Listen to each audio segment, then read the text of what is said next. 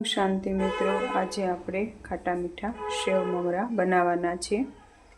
તો મેં સૌપ્રથમ પહેલાં મેં દળેલી સાકર લીધી છે, 1.5 ચમચી, 1 ચમચી હળદર પાવડર, 1 અડધું લીંબુ લીધું છે અને મીઠા લીમડાના પાન લીધા છે। 1 વાટકો સેવ લીધી છે, સ્વાદ પ્રમાણે મીઠું અને મરચું બંને સ્વાદ પ્રમાણે લેવાનું છે અને 1 બાઉલ મેં મમરા લીધા છે। તો હવે આપણે તેલ ગરમ કરવા મૂકી દઈએ। 1 પાવડું મેં તેલ લીધું છે, તેલ આપણું આવી ગયું છે। તો સ્વાદ થોડું કમથી હિંગ નાખું છું, ચપટી, અને હું હળદર પાવડર, પાન, હવે આપણે એમાં મમરા નાખીશું।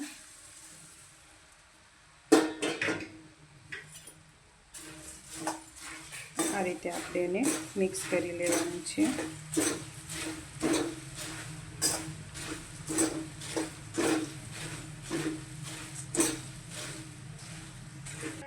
જો આપણે હળદરના મિક્સ થઈ ગયા છે મમરા, તો આપણે હવે એમાં અડધું લીંબુ લીધું હતું, એનો મેં રસ કાઢી લીધો છે, એમાં આપણે અડધા લીંબુનો રસ નાખવાનો છે।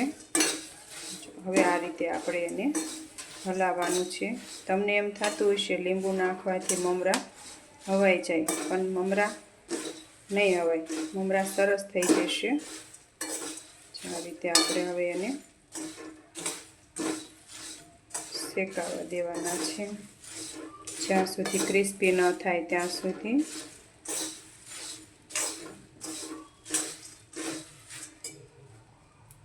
જો હજી ક્રિસ્પી નથી થવા દેવાના છે। ગેસ થોડોક આપણે વધારીશું, મીડિયમ રાખવાનો છે આપણે।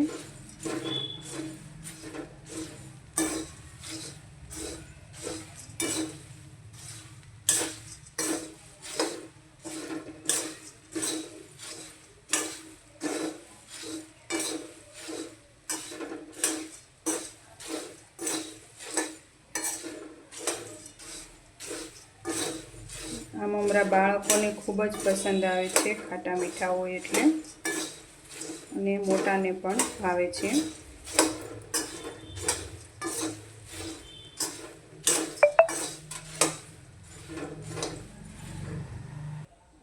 જો મમરા આપણા હવે ક્રિસ્પી થઈ ગયા છે, હવે આપણે એમાં સ્વાદ પ્રમાણે મીઠું નાખવાનું છે।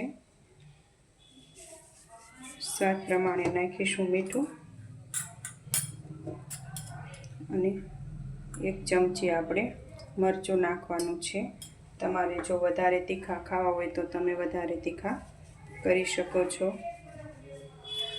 અને આપણે 1 ચમચી એમાં દળેલી સાકર નાખવાની છે, અને 1 વાટકો મોટો સેવ નાખવાની છે। સેવ જેમ જાજી હશે એમ તમને ખાવામાં મજા આવશે।